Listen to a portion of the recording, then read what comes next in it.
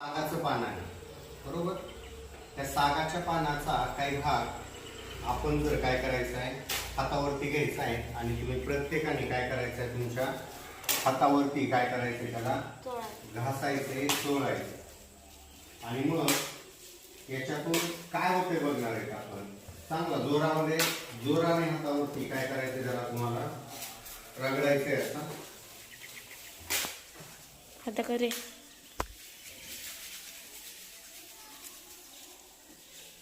रस निघेपर्यंत हे करायचं.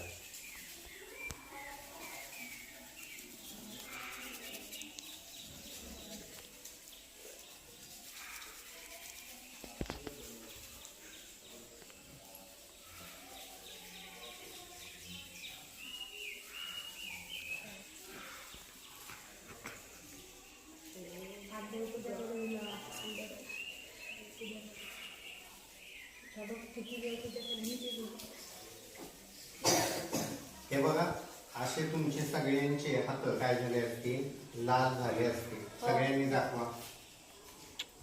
छान झालेत ना.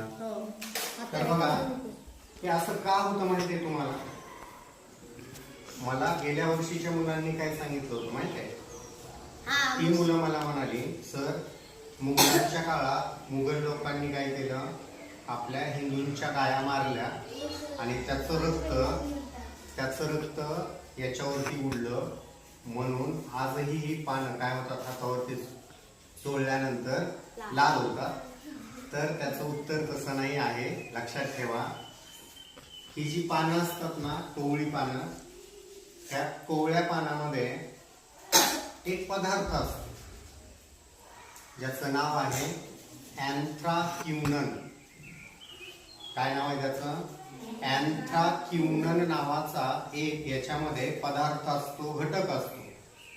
ज्यावेळेस आपण याला हातावरती चोळतो त्यावेळेस त्याच्यातील रसाद्वारे तो बाहेर येतो आणि तो रस हाताला लागल्यानंतर तो घटक सुद्धा अँथ्राक्युनन हाताला लागतो आणि त्याची हवेतील ऑक्सिजन बरोबर काय होते अभिक्रिया होते आणि त्याच्यातून काय होतो आपल्या हातावरती मरून